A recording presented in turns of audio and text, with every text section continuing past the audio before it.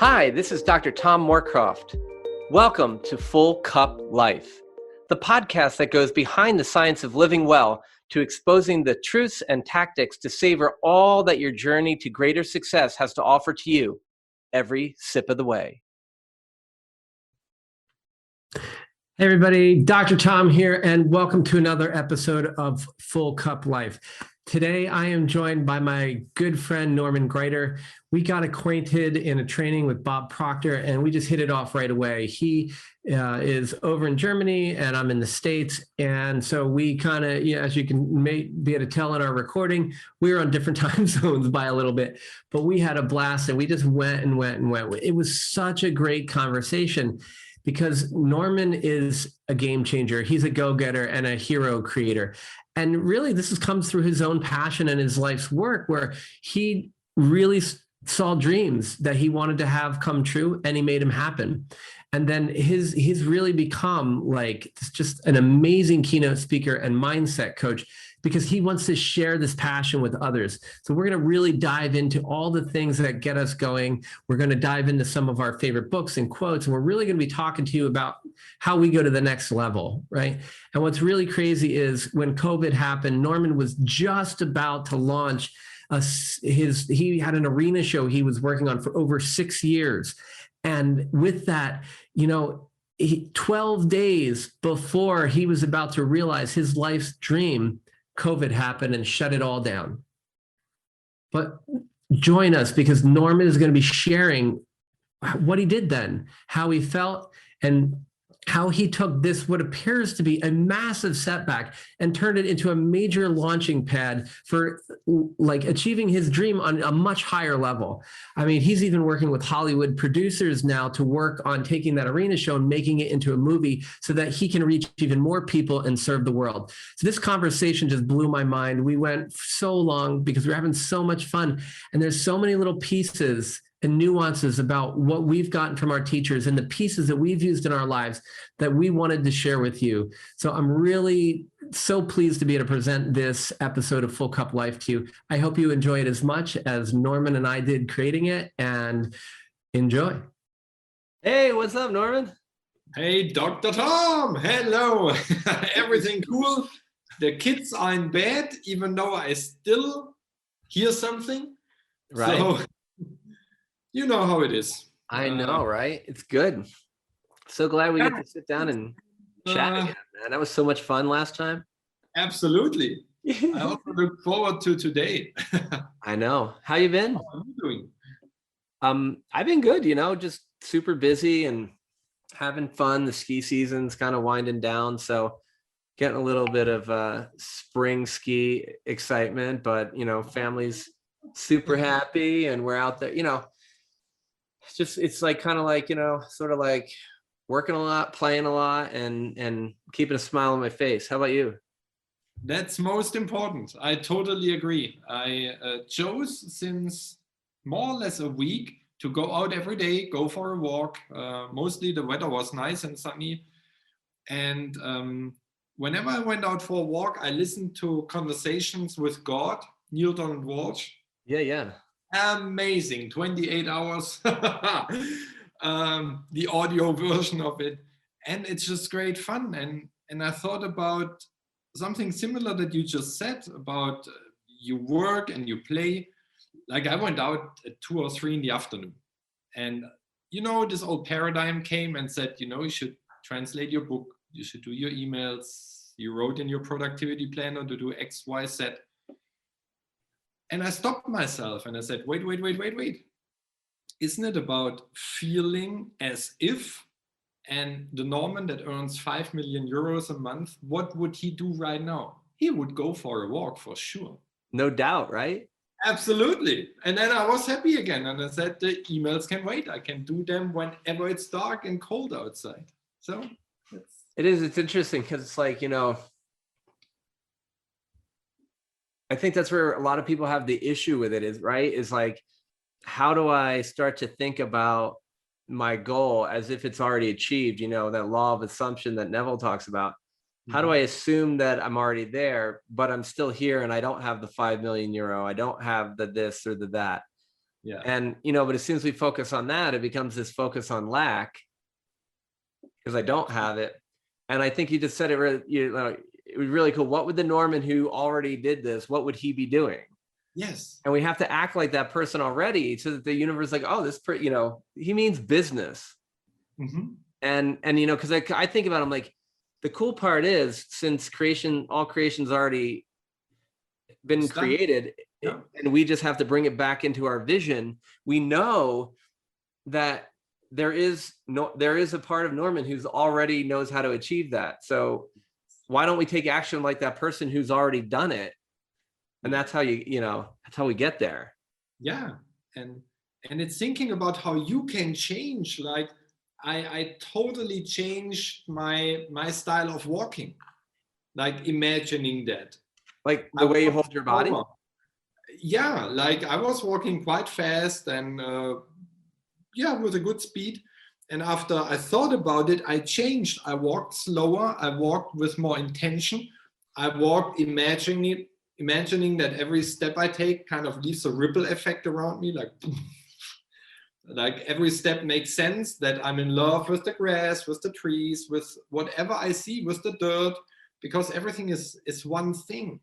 And if we believe that everything is one, this basically means that my aura is going through the aura of everything out there. So it's all in one. And instead of thinking, oh yes, I know, while I'm walking, some clients will knock at my door and the big deal will be laying on my door when I come back, it's again lack. So I rather switch to, I love everything. I love myself. And I love the surrounding. And the God in me has created everything that's out there, the big energy. It's just to feel appreciation for the sun, for the weather, for the clouds, for the woods, for everything there is. Yeah, it's interesting because appreciation or gratitude is so important. I just think about, how can I be grateful for the things that maybe I don't like in my life, or the people who make it a little more, might be a little more difficult. And it's like there's that contrast, and I've been listening a lot to Wallace Wattles, and reading, and, in the science of getting rich and the science of being well.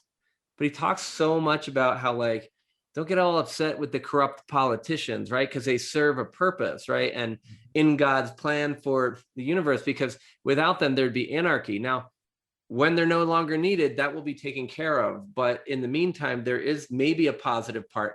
But also sometimes when you look at that, like you get like that negative, right? Like it's or contrast.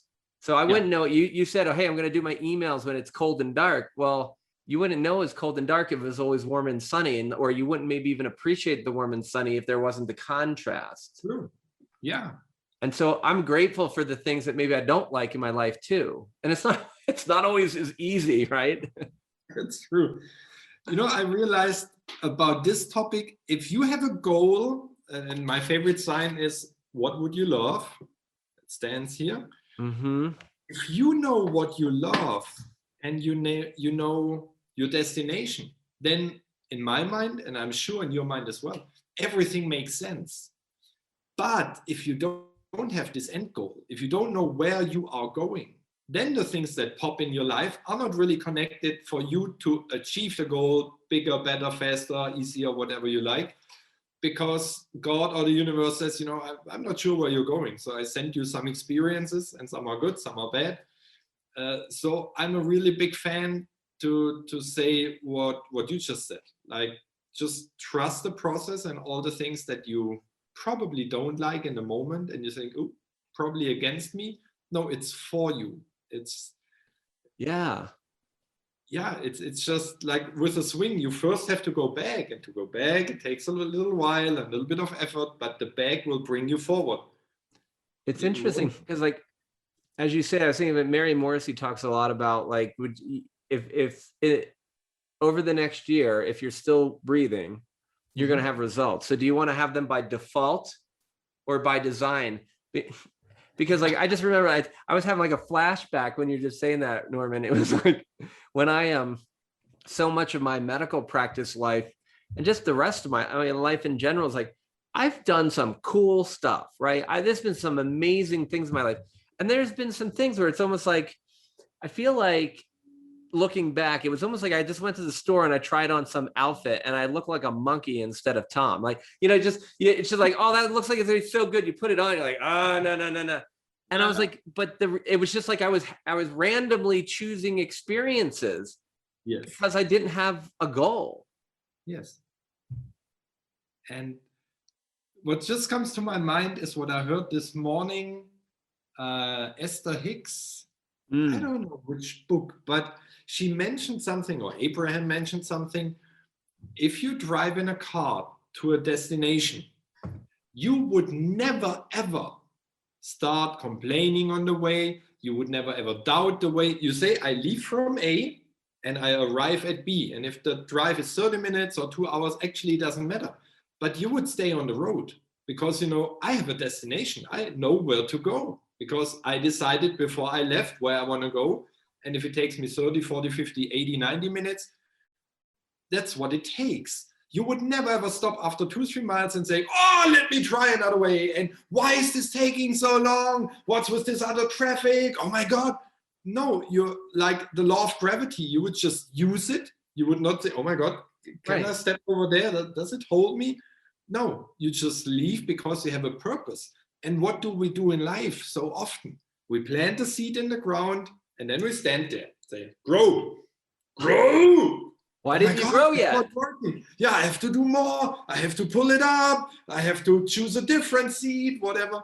Or like, let me look at the roots and put it over here. It's going to grow better here. The sun, Yeah, we totally freak out. We don't trust. And I just read something in my currently favorite book, this thing called You.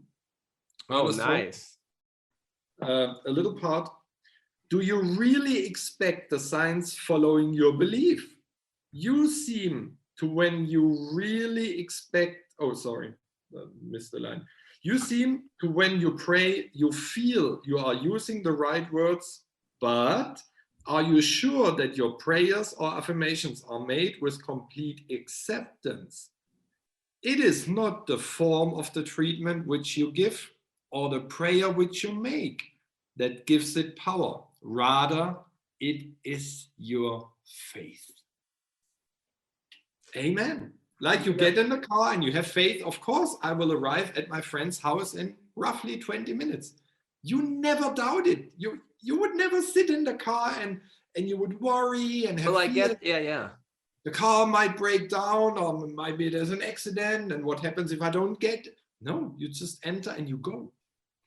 It is. It's totally amazing. And it's like, it's interesting the way you put it's the acceptance, right? And I think I may have mentioned to you at some point, but like in the beginning of 2020, so much was going on, but I felt driven to really help and change, our global community as best I could from where I was at. And I started changing the way I applied myself and really started creating a bigger vision and bigger goal and really bought into it. And at that point I was saying, for like every 10 I put out, I get 1 back. And I was like, and all this was coming into my life. And I was like, oh, this abundance thing is great.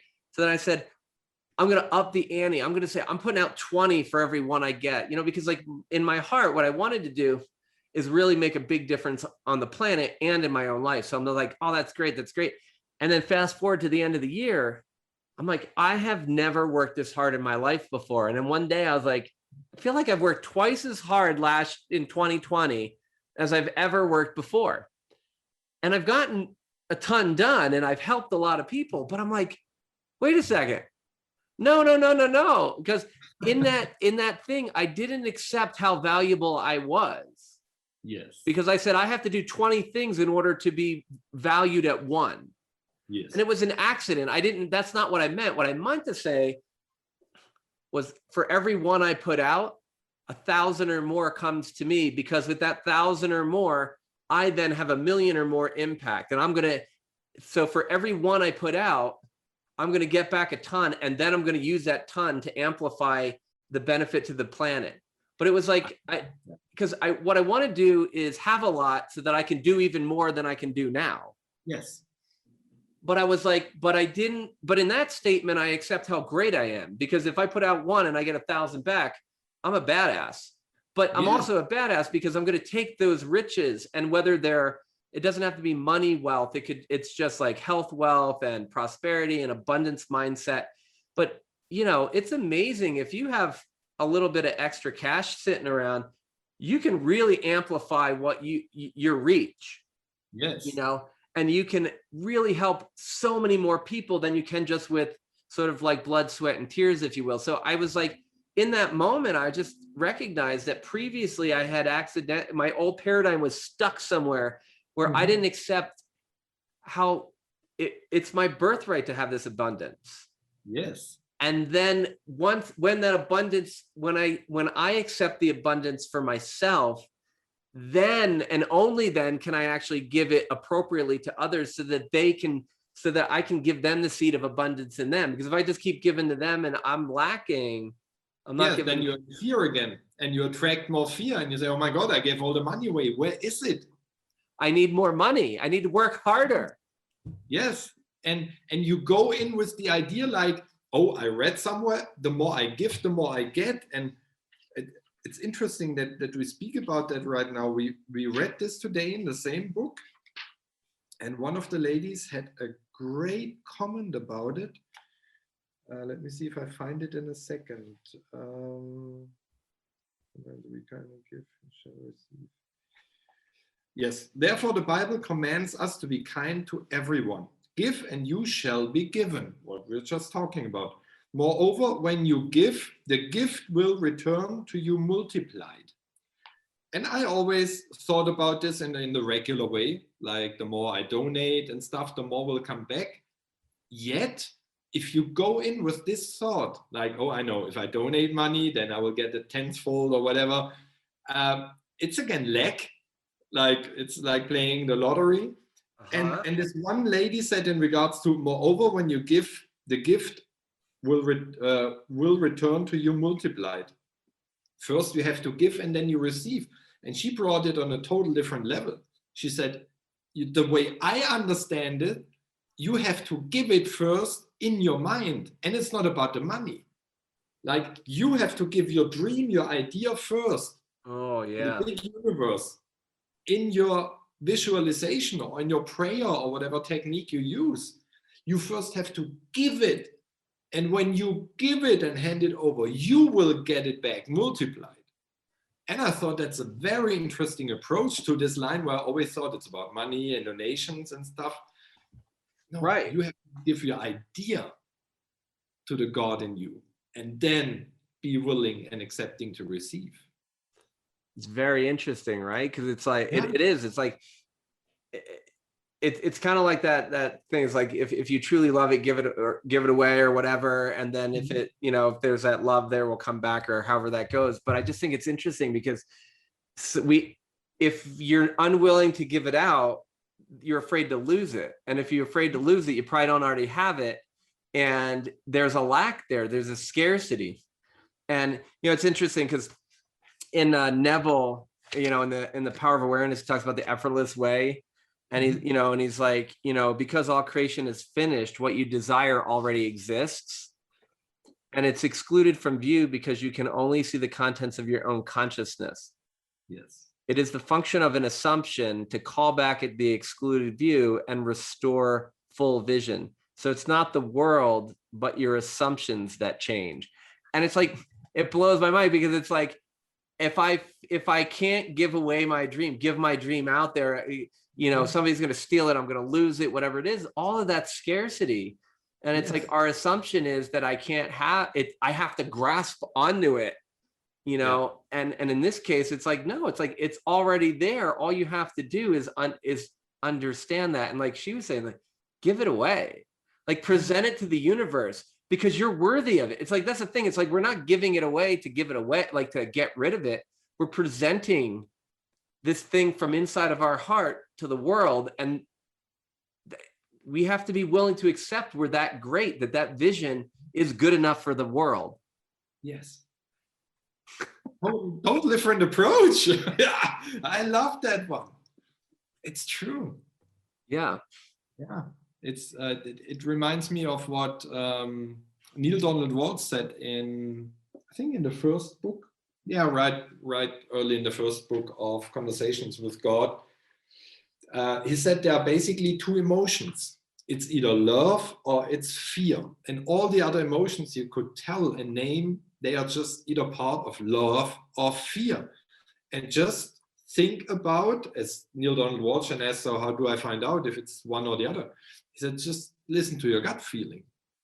Like, does it feel more on the loving side, what you want to have or what you do or what you think about? Or is it more fear-based? And it's basically so easy. It's what Phil Goldfine always said, or even Bob. It's simple but not easy. Right. Well, it's interesting too, because one of when we were talking with Bob a couple of months ago now, I think, but they were talking about if it's something that's really hard to get, it's likely going to be something that's hard to keep. But when you get yourself in the zone, you get in flow, you get in flow with nature. Like when you see the athletes in the zone or the flow state, everything is so easy. It's like time slows down and they're just like, oh, reach out and grab the ball or whatever. But it's crazy because we all get into that state. And if we could learn more and more to live in that state, when we have that goal and that dream, and we're just solely focused on it, everything in our day now comes in to help us achieve that goal. And then we get into that flow state because we're doing something we love and we're passionate about. And so when you do that, things that come to you when you're in flow with ease are likely to be easy to keep. You know, so I grew up learning you have to work hard to get stuff.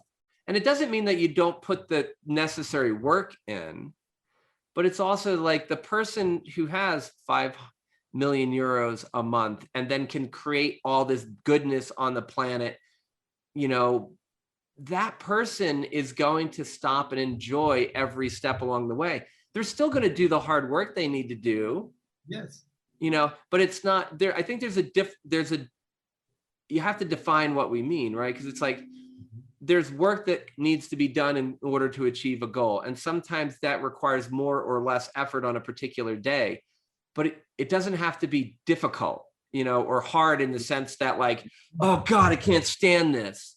You love it. It's like that Arnold Schwarzenegger video on like, he's like, I had a goal. I'm going to be like the youngest Mr. Olympia or Mr. Universe or whatever the heck he was ever. So he's like, when everybody else is at the gym going, oh God, I don't want to do this anymore. He's like, I can't wait for another 500-pound squat or deadlift. And they all thought he was nuts. And they're like, but every time I do one more rep, it gets me closer to my dream. Does that mean that rep wasn't difficult to perform? No, I put the hard work in, but I don't view it emotionally as hard. Yes.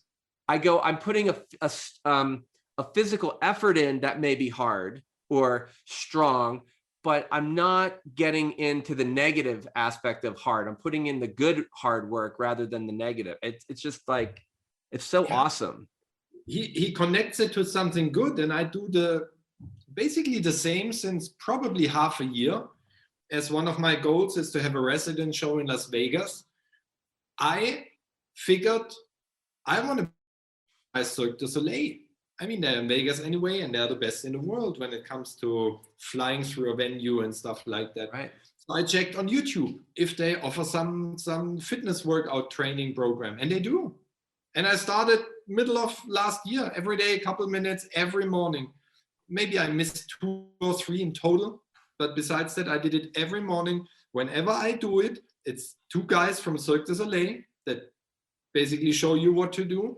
I do that imagining I rehearse for my show the following evening. Yep.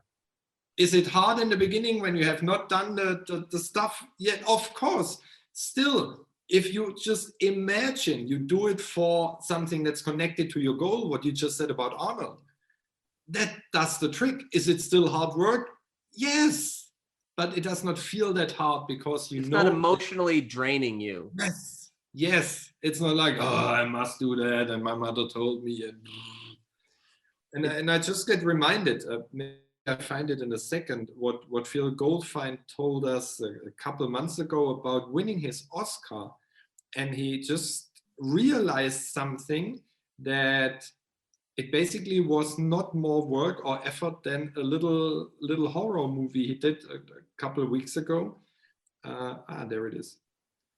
Let me see if you can hear it. I'll play it. It's just 40 seconds. Great.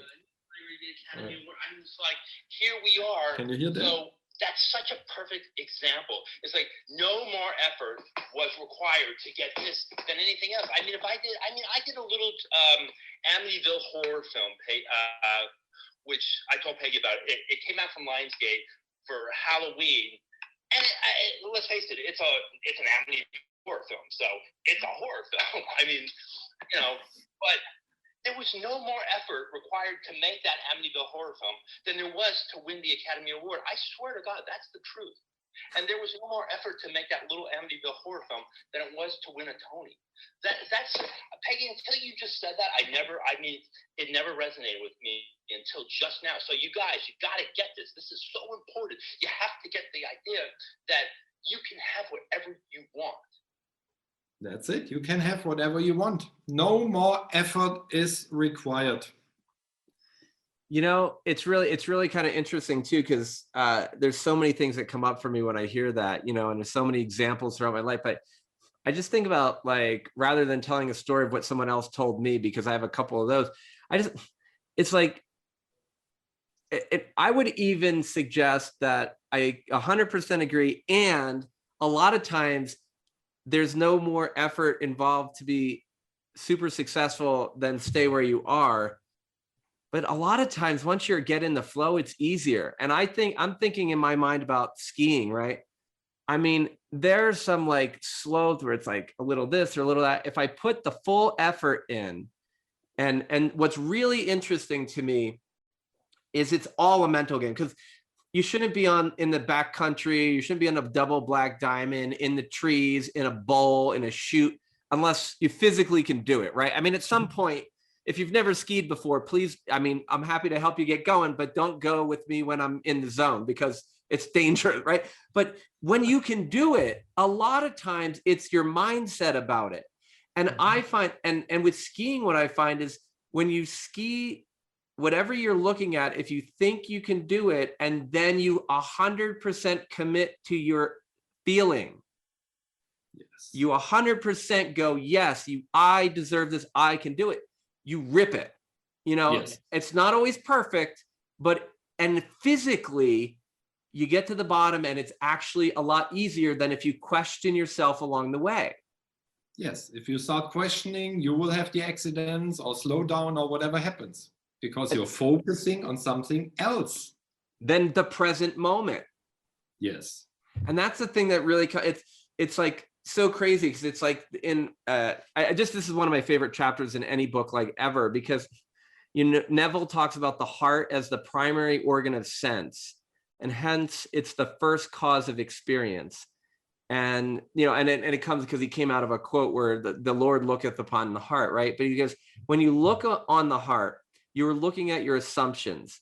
Assumptions determine your experience. So watch your assumptions with all diligence, for out of it are all the issues of life. Assumptions have the power of objective realization. Every event in the visible world is the result of an assumption or an idea in the unseen world. The present moment is all important, for it is only in the present moment that our assumptions can be controlled. The future must become the present in your mind if you would wisely operate the law of assumption. The future becomes present when you imagine that you've already are what you will be when the assumption is fulfilled. Be still and know that you are that which you desire to be. The end of longing should be being. And like, to me, it's like, I'm just thinking of being like, even last week, it's spring skiing, the skiing's a little off. It's not like super pristine, but it's still awesome. And I went down this one run, and I was thinking about other stuff, and it was just so much harder, and I was exhausted at the bottom. Like, what is up with this? Like, I ski this all the time, like, and I'm just frustrated that it didn't go the way it should be. But then I caught myself and I said, I was not in the present moment, and my assumptions were that not all over the place. So I went back up and I did it again. And I just focused on what I was doing in the moment. And it was like, boom, boom, boom, boom, boom, like flow state. I got to the bottom. I was a little winded, but I felt great. And not only did I use less energy, I released more energy. I was so exhilarated. Yes. And I was the same person. In fact, I was a person who had skied 1 or 2 more runs before, extra. So I was physically maybe even a little more tired. I changed my mind and I became less tired, more athletic, more flow. And it was just like, it was incredible because it's like a practical way. It's not just, this isn't bullshit. You can change it like that. You can.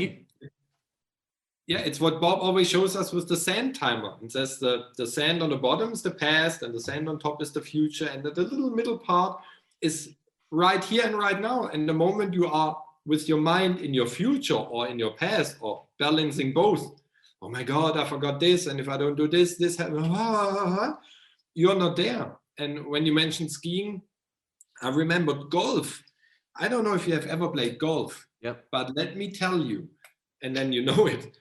If you are with your mind somewhere else and not with this moment and this ball and whatever you're going to do, your swing, if you think about your emails, this ball will fly to the left, to the right, will stay on the ground and you will hit into the ground.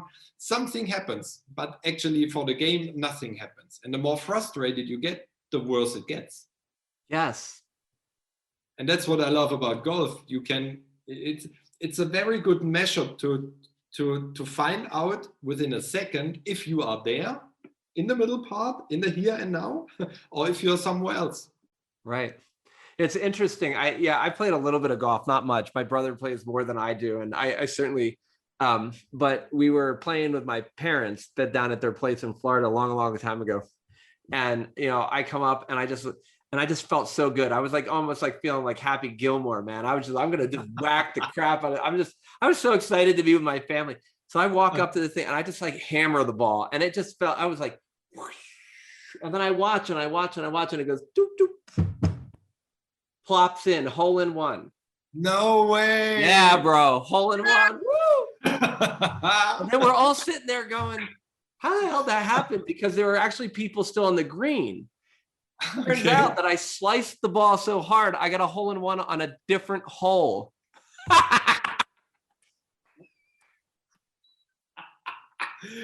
Is this still a hole in one? But it's a hole in one. All right. It's so bad. I almost hit somebody right in the head. I was like, oh my God. But they're all standing there and this ball just drops between them and clogged right into the hole, into the cup. And then you walking up to them, did you see my ball? But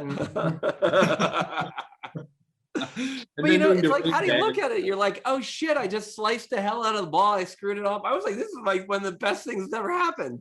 Yeah. Why not have fun? Absolutely. And this is it.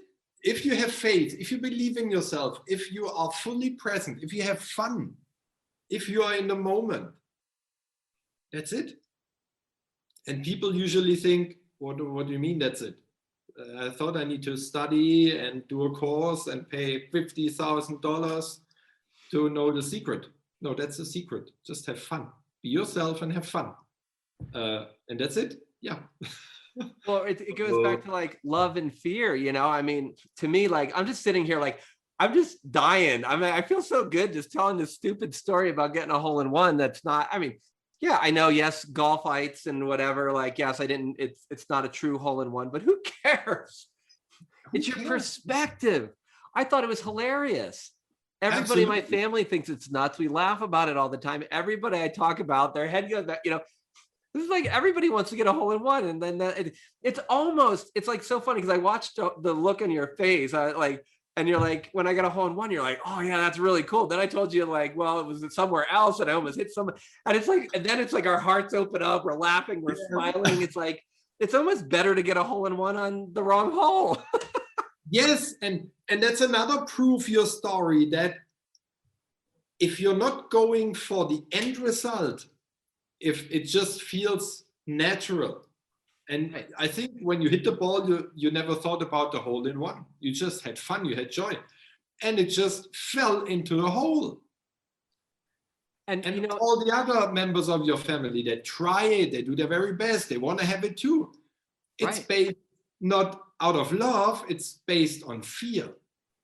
Yeah, of not achieving, right? Or not being Yes, worthy I to want to do, or envy, or whatever you want to put behind it. And it just does not work. They will never succeed. Well, you know, it brings up for me, like when we talk about when you have a goal, the universe, God, the infinite, whatever you call it, will deliver as long as you have a burning desire for that goal. You need to have the faith that you talked about, like, you know, at the beginning of our talk. And the interesting part to me, though, is you will be provided every resource you need, and it might not come to a millisecond before you need it, but it will show up, and it may show up looking like something different than you thought. Yes. And so in that hole-in-one, like everybody thinks the hole-in-one's got to be on the hole, the ball, the thing you're shooting at. I'm like, well, that's a different perspective on the hole-in-one. Yes. And I'm open. Hey, I'm like, cool, hole-in-one anywhere is pretty cool. And but I'm open to the resource that I need to achieve my goal looking differently than I assumed it needed to. Yes. And the rest of the family is fixed on, you know, I'm on this hole one and it should be in hole one. They never think about it. Could be 2, 3, 4, whatever is parallel to your one. And it's beautiful how you just described that. If you just trust and keep the faith up to the last second, and this is where the faith bites us, I think most of the time in the butt, this last second thing. Like the closer we get, the more nervous we get. And that it shows sometimes up in a quite ugly wrapping, and we just don't want to unwrap it. It's even better. Like I get reminded to my show that I planned 6 years and 12 days before COVID hit, and the show was gone. And this basically was the seed for the movie idea. So without that, there would have been no movie idea. There would be no $1 million note in front of my laptop, or the Academy Award, or the movie poster, or the director's chair, or my house in Miami. Nothing would have happened. I gotta show you something, because that reminds me. So, because I was just gonna say, like, what's the purpose of all that stuff sitting around, you know? Yeah, it's just I'm there. I'm in my beach house in Miami. Yes, the clouds do not move yet, but it's not that windy today. Right. It's the same. And this is so important in my mind, that you don't get off your own wagon, because people would say, you know, this is a wallpaper. And I say, this is a beach. That's where I live. Yeah, but it's glued to your wall and the clouds do not move. Right. I'm There you sitting go. there. It's like, oh, I have the Academy Award. Yeah, but it's not real. I have the Academy Award. Yeah, but you have never been in LA on the red carpet. What's the part you don't understand? I have the Academy Award in my hand. It's heavy. I can smack it on your head. Right. Yeah, but show me pictures. What picture do you need? And It's I here. feel it, right? Yes, you need to be so certain, no matter what the world around you says. We my daughter was helping me with one of the groups that we do for, you know, to help heal from Lyme disease and other chronic illnesses, and she showed me this thing called Mod Podge. And so I was like, well, when we ask her to write her dreams down, writing it out isn't her thing, very artistic, so she makes this beautiful vision board. And so I was like, wait a second, with this Mod Podge, what about our journal? And we made a vision journal. I love that. Right? And you get your vision journal, and we've got all these things that are meaningful to us, including I have a picture of the same house that I just put up in the background when you said that. But it's like, so now every day I pick up the journal to work with it. I can feel the texture on it. I look at these, it stimulates me, you know, visually, audibly, like all these different ways. And then as it changes or develops, I can put more in here. And then my vision board can be carried with me as I go, you know, as we go around and stuff. So it's kind of cool. But I think the thing is, like, I can, like, when you hold that up, you're like, you look like it's yours. It's not like, oh, I'm holding up like my coffee. I'm just like, whatever. Yeah. Like, you're like, I just won this. Like you could see the Yeah. emotion in the way your hand holds the Oscar, or the Yes. Academy Award or whatever. Yeah, this is what it's all about. And this is what Ernest Holmes means when he says, it is not the form of the treatment which you give or the prayer which you make that gives it power. If it's a vision board, if it's a mock-up, if it's a picture on the wall, if it's whatever, just a vision in your mind, if it's a song, if it's a smell, it doesn't matter. There is no right or wrong.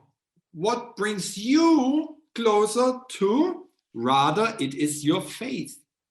And this gives me faith because this thing is heavy.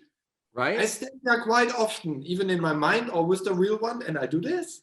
I even have a YouTube video where they just, taped filmed the red carpet for 15 minutes, and you hear all the photographers, Angelina, like screaming and flash, and this is what I listen to.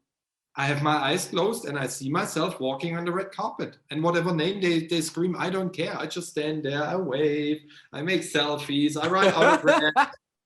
Yeah, just be there. There are so many possibilities. Just use them. That the house behind me, I mean, it has a music video. I mean, and I'm like, so my family and I play the music video, we dance to it. Love it. But it's like, and then you're just like, strutting it. It's like your thing. And, what's the worst case scenario? What is literally the worst thing that could happen right now? You could not get that Academy Award. You could not get an Oscar. You might not be on the red carpet. It doesn't matter because look how much joy just telling me about it, holding it up brought you. I felt great for months and for years.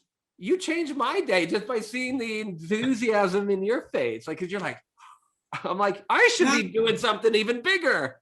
Yeah, and even on my cell phone, like the picture in the background, it's me holding the Academy Award with my tuxedo.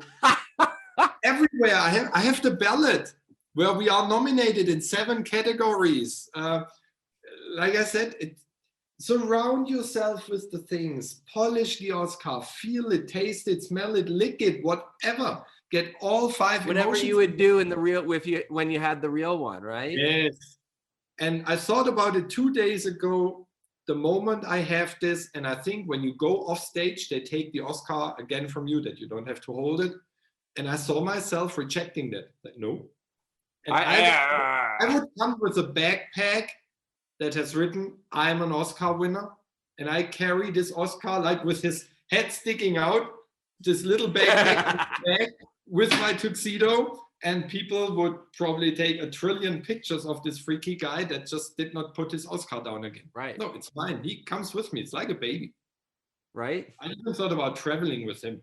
But well, it's interesting because I talk to a lot of people about this with health, and they're like, does this work for health? I'm like, absolutely. But you need to have the faith in it, right? And it's like, because it doesn't happen today doesn't mean you threw away the Oscar.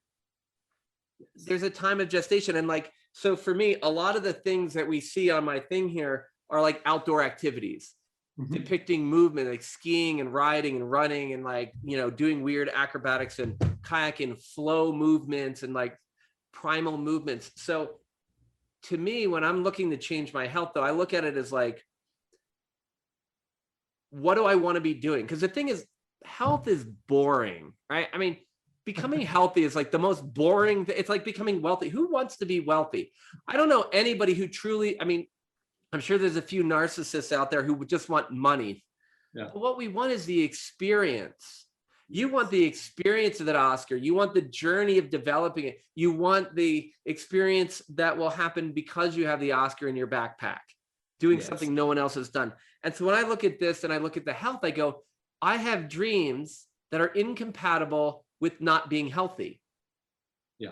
My ankles and my hips and my knees and my shoulders have to be completely healthy, strong, vibrant, flexible, strong, to go do the things that I wanted, that I know that I'm already doing. Yeah. So there's no room in my dream for lack of money, lack of health, lack of impact on the planet. I agree. So I just it's incompatible. So I create my dream in such a way that it's not like I'm going, oh, well, when I get healthy, or I need health in order to do no, it's just like, I already have the health. It's a preordained, because I already achieved my goal, and my goal makes lack of health it's just not compatible with it. Yes. And what just comes to me in regards to health, of course, when you're in pain, everything is probably, let's be very careful with language, is probably a little bit more challenging to overcome the pain. And the funny thing that I just realized, I bit myself the other day, and this from time to time gives me pain, open thing. And earlier, when I was a little bit frustrated about the kids because they did not want to go to bed and drag their game along, and let's play some more Monopoly and some more soccer, this pain was horrible. It's not big amount, it's just a small, tiny thing. Yeah. And it was very obvious. And now I just thought about it when you mentioned health, and I realized we speak since a couple of minutes. There was no pain at all. And the more I spoke about your scar and I'm more in the zone, there was no pain. And the question is, where does the pain go? Because now when I focus on it, I can still feel it. It's very light. So it depends on my mood from within. If I find something, like you said, I dance with the house to the music video, if I hold the Academy Award, if I smell a certain scent that brings me to Hawaii or wherever I want to be, I think that's the trick. You have to bring your mind, it's like with my two beautiful glasses, away from the, where's my white pen? I can show you the full version. Fear, pain. If you focus on that, that's all you see wherever you look at. And if you put on the funny glasses, the yellow ones, and they just say total opposite, fun and laughter. If you find something that gets you in the zone of whatever, you will experience everything through a different lens, and the situation is still the same. Yeah. This thing could still hurt, but I totally forgot about it because the priority is so low compared to this golden boy here. And if you were to take that and focus more on it, you could amplify the pain. Yes. And so what I tell everybody all the time is, it's not that you're pretending what's objectively in your world today isn't there. It's you're choosing how much value to give it. And if it's something that you don't want more of, don't give it a lot of value. Give it enough attention so that if it's bleeding, like if you cut your lip so bad, like that you need stitches, obviously we get it taken care of. True. If it needs care, we care for it. And that's the maximum amount of importance we give it, just the amount of importance it needs. And we go back and we focus on our dreams. So it's not like, well, my dream is to lose 100 pounds. Well, I mean, when you've achieved your dream, that included you losing 100 pounds so you can be ripped, like, on the beach at your beach house that's worth $50 million next door to Tony Robbins or whatever. Yeah. So it's not like today you just stop eating so that you can just starve 100 pounds off yours. That's ridiculous. It's not how it works. So you still do the eating and you make the one step you can change today, and you look down and you go, okay, that's the reality of the moment, is my belly is 100 pounds bigger than I want it to be. And then you just laugh at it, all right, well, because cool thing is I'm releasing all that weight. I'm releasing that pain. I'm releasing those infections. My body works optimally because for the infinite, it's our separate, it's really interesting. Cause like, if you look at like in the Bible and everything, and how they talk about sort of where our consciousness became separate from God, original sin and all this idea. It's kind of an interesting story. I don't like really where it eventually went to, where we're all born in horrible sin and our kids are all going to burn in hell if they don't get baptized. That's a personal thing. Don't want to offend anybody, whoever may listen to anything that I saying that. But the thing is, in the infinite, there's no room for lack of health. There is no poverty. There is no starvation. It's when we start to mentally move away from it. It's like the ski run. I did the same exact run. Once it was kind of crappy and I didn't feel good. And it was because my mind wasn't on the present moment and what the goal was. I was focusing on the cut in my mouth.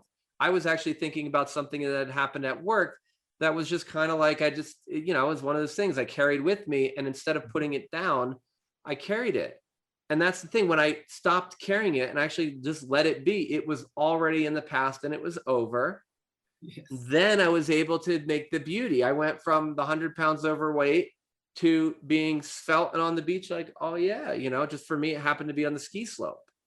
Yes, and even if you have a little bit more on your hips, the moment you feel like you're in your 50 million house next to Tony Robbins and you start dancing, what you would do at the beach, this helps that you lose some more pounds. It does. So it's interesting when you just mentioned like the universe, and I heard it this morning or yesterday, I don't really remember. And this person said there is no dark switch. There's only a light switch, but there's no dark switch. Like you cannot invite darkness into your life, but you can get light into your life. And this is probably, we've talked about this the last time, I'm not 100% sure, and still it's so good, this light switch we have, that within the blink of an eye, you can push the button and there's full light. Even though if this room was dark for 50 years, there's no argument that the light has to argue with the darkness. I know you have been here for 50 years, you have been the ruler, but now, you know, I want to shine a little bit. Maybe we can get to know each other and I just shine a little bit, and over the next 5 years, I can make it brighter. No, the moment you hit this light switch, the darkness is gone. Yeah. Yes. And this is what you described about skiing. If you're with your mind in your future or your past or balancing the both, you miss life. Because life is what happens this very moment when you scream down the hill on your skis, ski, German, skis. That works. Love it. Anyway, you miss totally the moment. And if we break it down to the sand time or the little thing in the middle, that's what life is. This second, and this second, and this second. Oh, the 2 seconds, it's gone. It's away. You miss the only thing that makes life worth living. And this is this very moment. It's so interesting because I was going to say, like, with the recent spring skiing, it's crazy. Like when it gets cold, really warm during the day and really cold at night, in the morning, you've got ice, you know, and it's not that much fun, but there's this point where when you're skiing on things, if your edge kind of starts to slide, you can freak out or not. And it's even when the conditions are pristine, I see that a lot of people are sliding, right? As opposed to putting their edges in, say like on the groom trail. And it's so interesting that edging and trusting and being in the moment and letting your skis do their job is actually easier. But what comes up for you is those people trust that edge is going to work. And the people who don't use it in their mind, because I've been through the process and every once in a while I pop back out of it. And if it's a little weird, I'm like, and you have fear that if you dump them on their edges, they're going to slide out from under you. Yeah.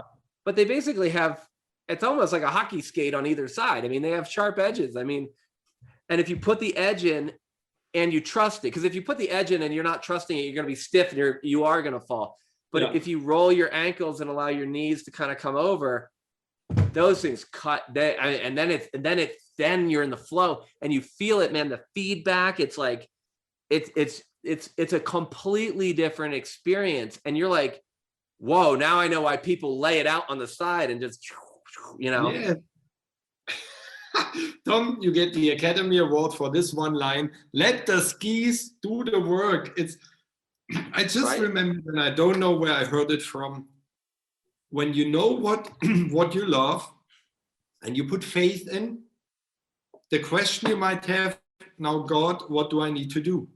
And the answer God would give is, get out of my way. I think Wayne Dyer mentioned it probably, Let me do my work. Yeah, let go Yeah. and let God. Just get out of the way. Don't put yourself in the way. Now, but I could help, I have experience. Get out of the way. Let the she's do what the she's are there for. To do. Right. Yeah, but what if? No, but what if? Trust it. And if you still fall, then this should be the case. And for whatever reason that happened, you will find out if you have full trust and faith and belief. I'm telling you, it's so interesting. A couple years ago, I did some skiing in college, and that, for about a year and a half, took like almost 25 years off and got back into it. And I was just like, I just assumed I'd be okay at it. Right. That was my assumption, just because like pretty much anything that I've ever done a little bit of, I can do a moderate amount of, just athletically, because I assumed that it's just the way it is. And then there's those few things that I want to be really good at. And the old paradigm is like, you can be good at a lot of things, but you're not going to be really great at any one of these things, And so I was just like, well, I don't buy into that. And I was at a conference one time, just walking down the hallway, and I just thought to myself, in about 3 weeks, I had a trip out to Utah for a conference we were running, and we were going to ski during the day.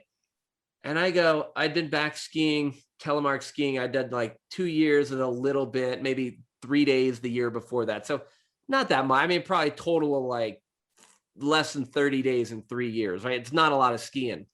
Yeah. And I had really only skied about 3 days in Utah. So I was like, and it's steep and psycho and scary. And I was just like, I'm walking and I go, I'm an expert telemark skier. And then I was like, I felt like you said, it just totally changed your posture. And I really felt it. And I came out and I just like crushed it. And it was like, physically, I needed to learn some more technique. So I wasn't like, because there is some technique to learn, but from the actual like feeling comfortable doing it, everybody's like, what'd you do? How'd you, like, you've been what? And then it was like the following year, then I had put in some more days and I kept feeling it. And it was like those couple of times this year where I'm just like, I lost it mentally. I didn't have it. And as soon as I go, I'm an expert here, it works, and that, and what you were just saying a minute ago reminded me, my daughter gave me this, I don't know if it'll really show up. Happy mind, happy life. Happy mind, happy life. She just went to a gift shop somewhere I think it was like a botanical garden or something. Yeah. And she pulls this off the shelf, happy mind, happy life. And I was like, as soon as you let this focus on the present moment, and like you said, let everything get out of the way, bro. Yes. Just let it go and let God. And we're just not used to that, to this letting go, because we always have people that tell us what to do. Our parents tell us what to do, then the teachers tell us what to do, then you're going in a job and they tell you what to do. It's always you're driven by some kind of voice. And I think probably this is what makes it so tough for some people to just let it go. Yeah. Yeah, but somebody needs to tell me what to do. No, just go. Don't think, don't do, don't plan, just go. No, cannot do that. Nobody told me where to go. Just go. But how? It's not your job. Trust, go. I cannot do that. It's so funny when you say it, 'cause I'm just thinking about skiing. It's like, this is the last couple of years have been like, in order to do what all these other people do, they plan out where they're going. Mm-hmm. And I go, I know some people who are going out making videos or launching off of cliffs and avalanche areas do plan a few things so that they actually come home alive. Yeah. But for the most part, people have a general idea of where they want to go. So they have the goal, mm-hmm. and then they just go. And they just go with the flow. And when I learned that, I'm like, oh, I don't have to plan out every turn, because otherwise, how can you plan out every turn? It's too hard. You're going to fall because you get it in your head. Yes, and you're always right? One turn ahead. Oh, next turn I need to, and you're always in your future. Right. And Yes, exactly. And it just, as you were saying that, I was like, oh my God, it's like, yes, you have to have certain, like if you want to write a movie, you might actually want to write a movie, but you don't have to make it so, you're going to write a script, but it's not so scripted. Like, I'm going to do this and it's going to be this. And it's like so many people here. Well, and like, even I'm thinking of Pirates of the Caribbean, one of the end where Johnny Depp does that famous, whatever his line is at the end, where they're sailing off into the sun. I read about that. It's completely unscripted. He was just at the end of the thing and he was in the moment and he started saying this thing. And then the director's like, keep rolling. And he's just like, he just made shit up because he was in the moment, in the character. And this is what I tell people all the time is like, you are just following a script. You are an actor in a movie, but like you were saying a minute ago, someone else told you what that script was. Your parents, your teachers, whatever, your boss. Now we write our own script. We write the script that we want to see. And when you get so involved in the script that you take that completely on, then you freestyle, right? You're able to be in the zone and in the moment. And actors are so good at that, you know? And so I just find it blows my mind that we're like, no, it has to be this way. I'm like, well, who told you that? Someone else's script is running in your brain and in your heart. So just change that unless you like it. If you love that script, but if you don't, go with it. Change, write your own script and fall so in love with the character that you're so in the moment that you don't even realize you're rewriting your script here. You're just in your own life, living your dream, and it flows. And this was, I did method acting, kind of, it's basically for actors and not for speakers. Still, as Bob mentioned it, Stella Adler so often, I gave it a thought. And what you just said about the actors, they play like Captain Jack Sparrow. I'm sure that he played this in perfection because he was so in the character. And I realized that the basic thing before each and every method acting class was relaxation. 20 minutes. Just your chin and your neck, really, and every part of your body, and said, this is your preparation. You prepare basically your whole body for it to be relaxed, because the more tense you are, the more you play. And something interesting that David Strasberg said is, the moment you start playing for the audience, that's it, you're out. Because the moment you start playing it for the audience to know, oh, it's so hot over here, then you're just playing it like that they can see that I'm sweating and it's all warm. It's just you fake it. But if you're in the moment and you don't do it for the audience because you expect something back, the applause, and wow, look, he's doing so. If you do the tiny things, the little drop of sweat that drops down into your eye, the little difference in breathing, what you would do as Tom, not as Batman or Superman. It's not about the role, it's how much can I be in this very moment? And this is why you relax, because if you're not relaxed in this moment, no, I have to play it for someone. And he said something very nice that I just found because I highlighted it. Because the question came from one of the girls. She said, how can I play like a scene where I divorce someone, or a love scene, like a more challenging scene? And he said something very beautiful. If you wash the dishes or divorce someone in a scene or in your mind, doesn't matter, it is the same thing. You build it with your 5 senses. If you build the divorce, or if you build how I wash the dishes, you need to build with your 5 senses, because if you would do it, you would have most of the time the 5 senses involved. You would smell, you would see, you would feel, you would hear. If you cannot create washing dishes, you can never create the perfect lover scene or anything else. The focus is not to develop the result. The focus is to develop a reality we can inhibit that will free us up to many results. Be in the moment. It's not about, oh, I need to get those 5 dishes done. Oh, the end of the scene is we are divorced and we throw stuff around. That's the result. But again, you miss the moment. You're jumping ahead. Like if you have a fight with your wife, you would never predict in your head in 5 minutes we throw glasses around. This just happens in that moment, or it does not happen.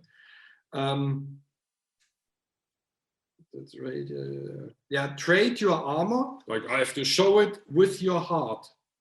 Life is the current reality in little details. Relax and concentrate, simplify.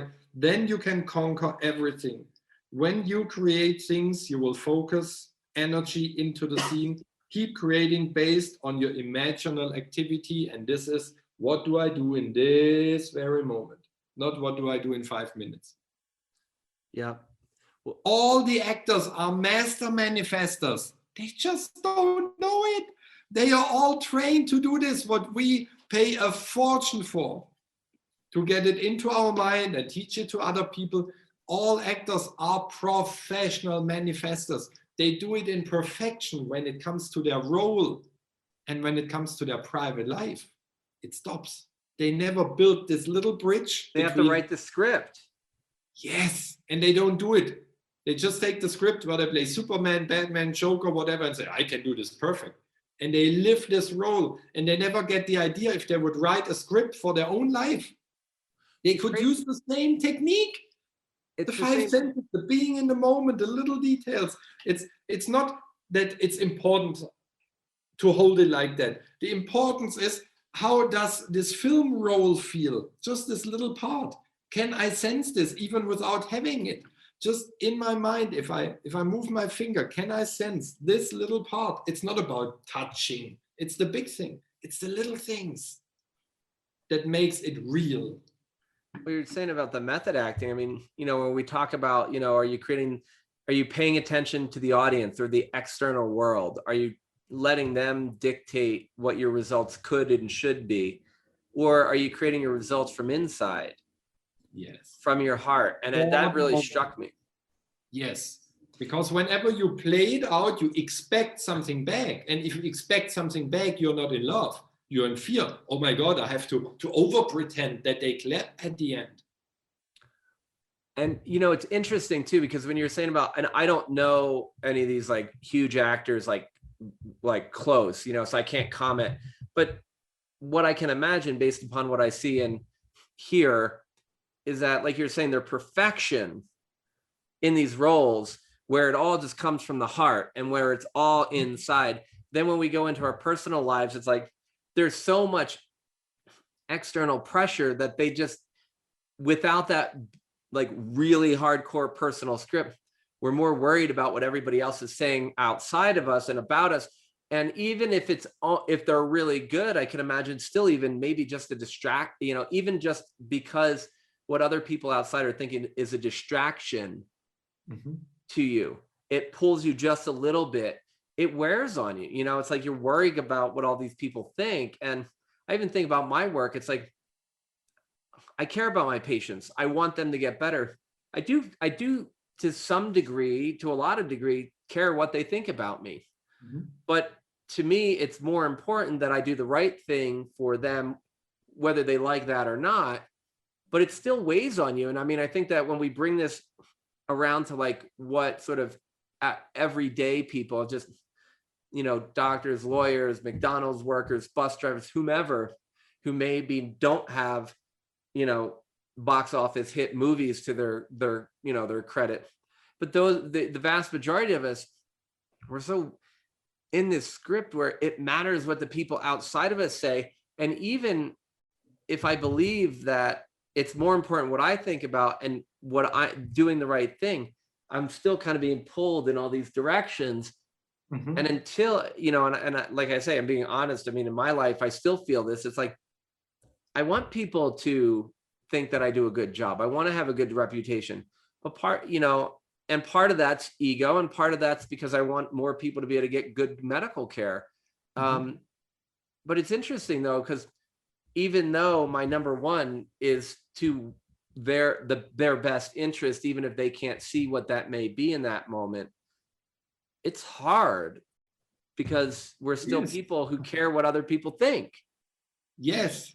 And imagine the power we give away. It's also something that Wayne Dyer used to say.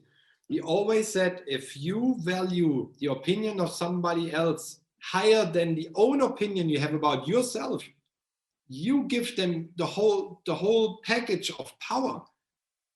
And I realized that even knowing that still we, as we study this very often, sometimes go into the trap. I made this lovely lady and we spoke and it was great. And after 2-3 days speaking, she kind of pulled back.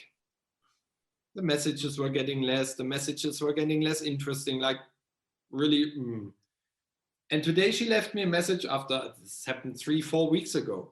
And she always said, I don't know what happened. So today she said, you know, it was this one evening when we spoke and I was tired from work and you sensed that. And I asked her, what's wrong? And she said, nothing is wrong, just tired from work. I just sense she's different. But she took this kind of as, not really as an insult, but like, you know, approaching her in a very private way, like realizing Pretty intimate, yeah. Pretty intimate, like the intuition. But if you practice your intuition, you cannot totally turn it off. And I did not mean it in a infiltrating way. I was just curious if I could help. And she's not in this topic of personal development at all. Well, I think it gets scary, man. It's just like, because then, you know, I see like a lot of people, when we change, then people around us are confronted with we're changing. And so sometimes they start to look in the mirror and go, oh my gosh, when Tom or Norman looked at themselves, they made all this positive change. And then they start to go like, am I worthy? Can I do this? I'm afraid to do this. I should do this. And then, you know, whatever, all kinds of different emotions come up. But it's kind of like where, you know, James Allen talks about the environment is but your looking glass. I put the mirror up every day. So if there's something I don't like about what you just said, I'm like, it is my responsibility to understand that I don't like something about me. Thank you. I do the same. And she told me the total opposite. She said, you're always in your head. You're always thinking about yourself. And the message I left her today was basically, I want to say sorry if I approached you too fast or too deep in my intuition part. And then I added, I also want to apologize to myself for doing that. The message back from her was, I have never ever had anyone. So I thought, oh, this starts interesting. Like that excused himself. No, that excused himself to himself. Like this was totally wicked for her. Like, what's wrong with him? He says sorry to himself. Is he totally nuts? And still with all our practice and training and masterminds and conversations, I still thought about it 10 minutes. And this little stupid devil in me questions what I do. I've really had questions in my mind to say, am I really a weirdo? Right. Am I so off from regular people? I realized, yes, I am. And still, this little doubt stuff comes in.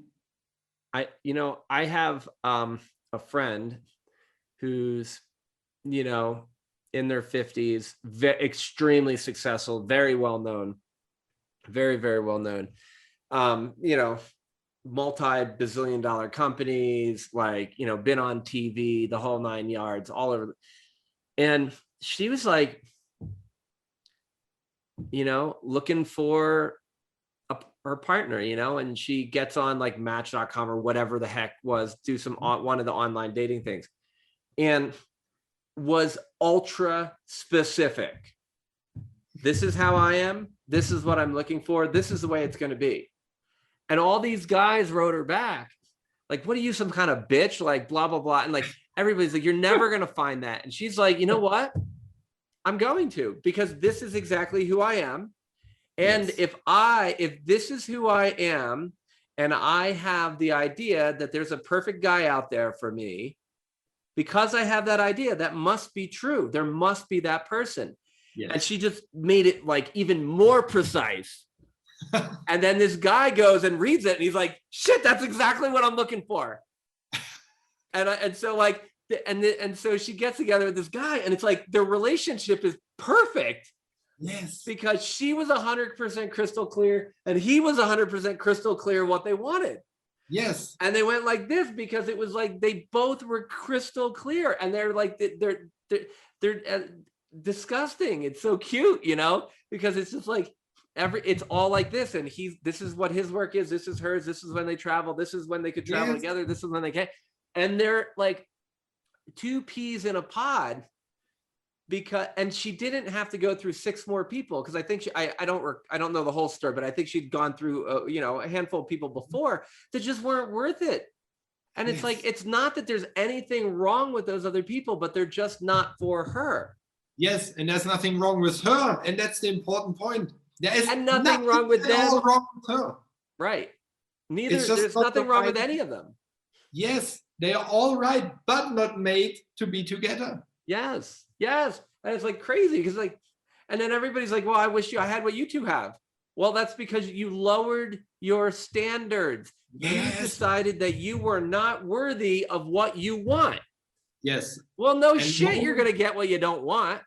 Yeah, and the moment you're in need, you take it all. It's like a dry flower. Oh my God, right? By every drop of water, you say, thank you. It screams at you like, no, don't go there. But it's water. I'm dry since many, many months. Just give me water.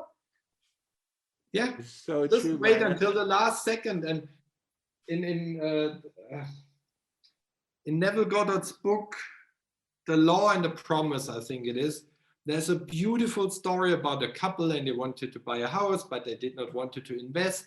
And they had different offers on the way. And the most beautiful line that gets repeated at least 4 or 5 times is, we looked at it and we did nothing.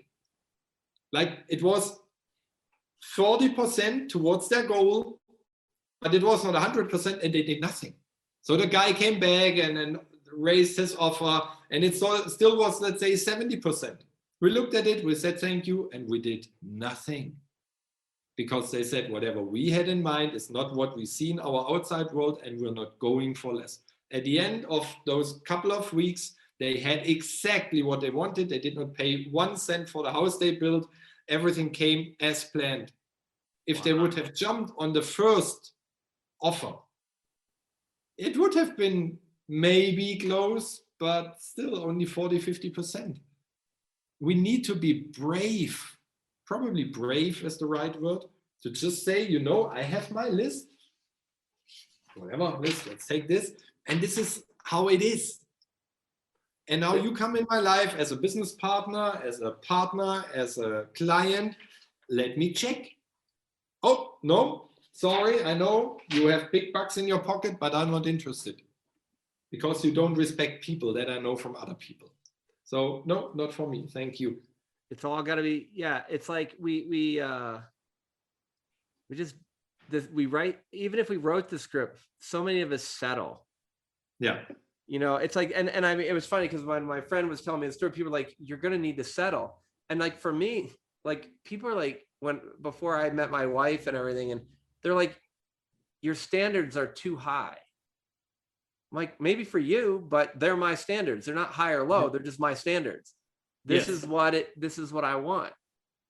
And because this is what I want, it must exist. And that's what is in my life. And then people are like, with our daughter, they're like, oh, she's so amazing, this and that, and blah, blah, blah. Like, oh, it's not going to last. I'm like, says who? And it's like, oh, wait till she's this age. I'm like, yeah, we already went past that age. Okay. And then wait till this age. It's different because we decided it's going to be the way we want it, not the way other people have all planned it. And so when people's kids are finicky about food or finicky about this or that, that's because you decided that was okay. Yes. Either that was what your script was, or you settled for, being a B-roll actor. Yeah. Just remember the quote, and I just found it. My prices are based on my talent, not your budget. Oh, I need that one. I'll send you that. It's a similar thing. Like, right? my wishes, my desires are not based on your fears or what you think is possible. It's based on my talent, my wish, my dream life, whatever. I'll send it on the way when we're done. That's because awesome. I turned my Wi-Fi off. I love that. My prices are based on my talent, not your budget. Bam. And again, and you know, like the people I train with too, from a business perspective, we talk about, you know, we're not selling a program, we're not providing like steps, we're providing a transformation. yes. And like I was just talking to my wife today about, I've been doing this great primal movement program, and we did our 12 weeks and we're about, you know, and then it's over, and then there's different things. They can get you in touch with different groups, or you can continue with them. And so I'm waiting to hear what it is. I'm definitely going to continue because I love that kind of movement, and it really has helped me do all the things I love to do. And the idea is to move in more flow, but also to allow me to do more of the things I want for as long as I want to. And but there's, well, I should say, and like I have this leftover right knee thing from back in high school, college, you know, it's been beat on and busted up. And I've been working on fixing it. And it's the one part that still is a little stuck. And they have a colleague that they had mentioned in one of our calls. So I started looking at some of his videos, and it's about rebuilding the knee. But a lot of it is, for me, there is an ankle injury or a lower shin injury that led to tightness in the ankle, which is probably the piece that no one's picked up on before. And I started looking at this guy's program and looking at the video. I'm like, and I started doing one of the exercises, and it totally is changing everything. And I'm like, that's the piece I need. And I look at it and I go, it's like $49 a month. I'm like, oh my God, ongoing. That's like a lot of money for an exercise program. And I was like, what the, where did this come in? And so then I go, okay, so there's three main programs that are 12 weeks apiece. I'm like, it's 36 weeks. I'm just going to say it's going to take me 10 months, right? Yeah. $500, 10 months. And I go, let me think about it. If I got an injection in my knee of the stuff I was thinking about doing, it's going to be like $5,000. And that's not going to do anything other than just take down some inflammation and help healing in the joint. It's not going to fix all the other things that lead it falling apart. So if I put the work in and I get the guidance, I write the script that I have bulletproof knees and ankles and my body is strong, and then I follow a program, $500 is like free. If my knee and my ankle, or I should say, my knee and my ankle are working amazingly well and they're super strong. So, but I take those steps every day and I utilize a program. If the transformation is, I can have, my knee feels amazing. There's not pain in it. There's flexibility and strength in the knee and the ankle. And then my skiing goes even better. And all of my riding and all of my movement and all of my time walking up and down the stairs with my family, like all of the things I want to do change. That's priceless. Absolutely. Especially if you ask the Tom that sits on this balcony on the house or in the house in your bag, where you earn $1 trillion every quarter, year, month, week, whatever. How would he decide? Would he say, do I invest 500 in myself? If you sit on this balcony and you have $1 trillion on your bank account, you will laugh about it and say, sure. Can we extend it to 500? Sounds kind of cheap. Right. And it's interesting too, though, if you how many programs, one of the group, let me say it different way, a couple of group, one of the groups I'm in is like, they wanted to have a thing where everybody got together with all the programs they bought but never followed through on, and just go through them all and like have like we're all going to just like do a Zoom call and once a week so we can all go through all this program. We'll be doing programs for 20 years. Yeah, absolutely. But I'm thinking like that $500, it's not about the $500. And a lot, it's very interesting. I've done programs for $500 that I probably haven't even looked at.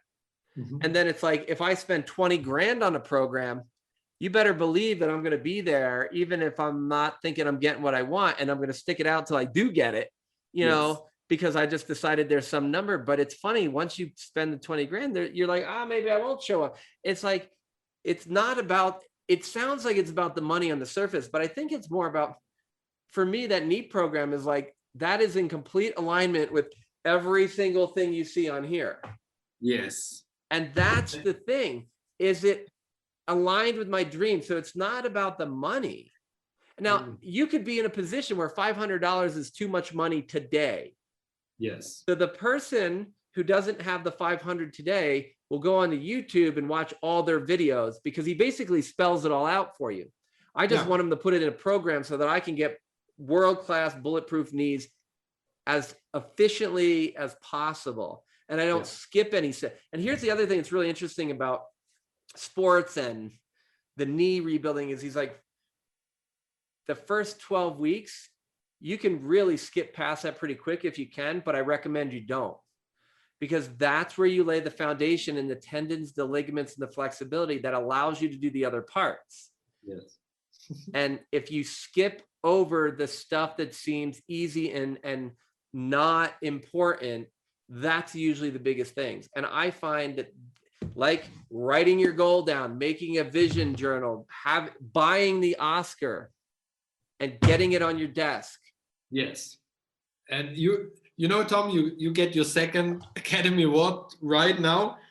You just brought me maybe the biggest light bulb moment ever. I have to think about it again, and I think I'm right. Let me share my thought with you in regards to what we just spoke. Levels of vibration. Yeah. Bob. Yes. Your wish is up here, and you are down there. Result. And I thought about your friend with the relationships. So let's say she met 5 guys on the way to Mr. Perfect. Oh, yeah. And what came to my mind was something that I hear from some coaches that say, you know, sometimes the universe tests you if you really want to have it. In my mind, this is BS, due to the fact that whatever I imagine, whatever I put into the mirror just gets reflected. So God would not say, you know, let's test Norman and Tom, they deserve it. But the other 10, Bob, we don't test him. Right. No, that's not a God that loves. This basically means, and this just came to me, all the 5 guys in between that were close but not there yet had fully and only to do with her pair of glasses that she was wearing. Totally. Of her belief in him coming was, after 6 weeks, much higher than in the first week. In the first week, the reflection showed up that she projected out and said, you know, I have 2 pages on my list. I'm not 100% sure if somebody exists with exactly those 2 pages. And somebody popped up and he fulfilled 60% of it. So it was not a test. It was what she could see and feel as real. And over the time, rehearsing, like you said, the vision board, the Oscar, whatever we use, the more we do it, the more we grow and the more different options show up. Yeah. But if we fall for one of those, we are out of the game. Then it basically was a test, but it came from our own mind and not from God. Right. It came from our self-belief in this. And very our often self-image, right? Yeah, we are not there yet. Of course, on the paper, on the pictures, on the statue, we are there. But deep within, with all our paradigms, probably we are only there. One of the things I did on here was, in the middle, this is another guy, and I put my face on him. I like it. And I'm like, why not? Why should I have somebody else mimicking? I'm like, I'm gonna put my face on it, you know? And I mean, I guess I could put my face on every one, but it was like being out there speaking, being on TV, being in front of people, getting these messages out is so important. Yes. That was a part. Where emotionally I'm like, man, I'm sitting on the couch with Tom Billieu. All right, cool. And I'm like that and something even more. It's like, I'm going to get an Oprah one or whatever, it's like, but it doesn't matter. It's what it symbolizes and the emotion it brings up. And I was like, because what was interesting is like, I see, like to me, it's like the guy doing a muscle up with ripped abs is really not that far from what it is, but that picture just symbolizes something to me that may appear to be vanity to others, but it's not to me because of how much being outside and pursuing athletic things and movement means to me. But when I looked on all my pictures, like even the guy speaking in front of a crowd, I know I don't have that color hair, but to me, I've been in that and I could feel that still, I looked at this and there was doubt. Yeah. And I said, there's doubt there. I'm doubling down. Because if this is truly in alignment with my vision and then I'm hitting the terror barrier, I have doubt. That must mean that is a signpost to me that that's where I have to go. And so the only one that really brought up doubt for me, I was double down. I was like, yep, triple, quadruple down. That's what I have to do. Because like you said with the Neville story and what you just, with my friend and the 5 guys, these are all just the steps along the way in me. Yes. And so I said, this is reflecting back to me where I'm fucking afraid. Yeah. And I'm afraid that I'm not worthy of that. And probably like Marianne Williamson says, what I'm more afraid of is I really am that powerful and I am worthy of that, right? Yes, you're so much more. Right. So much more. When I show up to be that person on that stage, then I have to, part of me was taking a swallow because then I have to take the responsibility for what you just said is that I am so much more. Yes.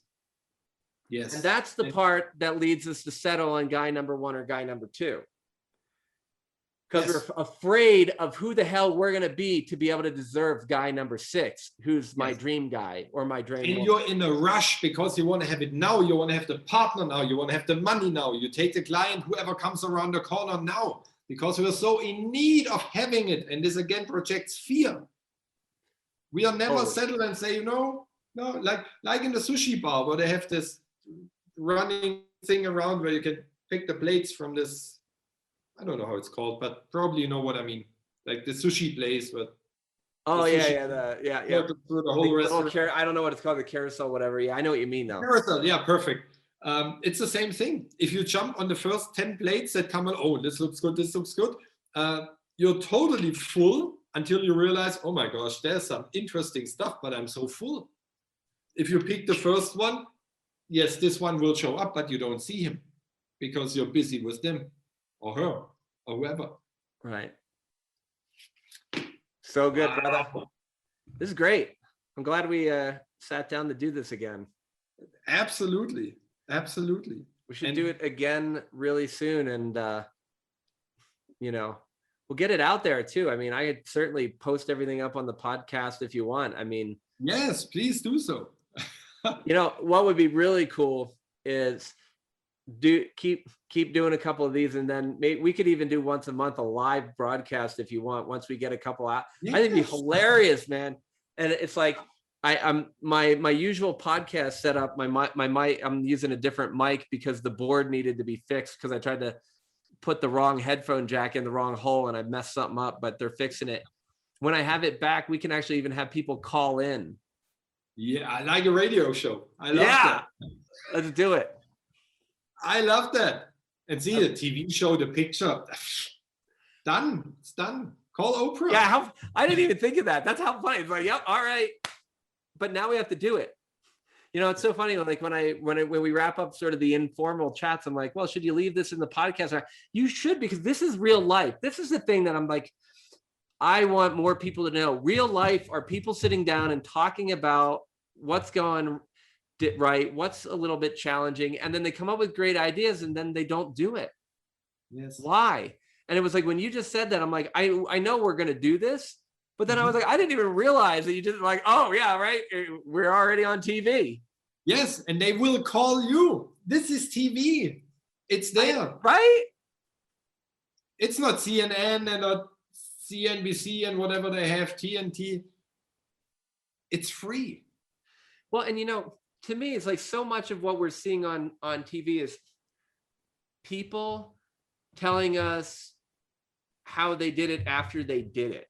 Or Yes. I already sold my company for $1 billion, so I'm worth 460 million. So now I can just make my fancy show and do whatever I want. That is so valuable. Yes. And I also think it's so valuable to have real people talking to you real time about how they're making it happen.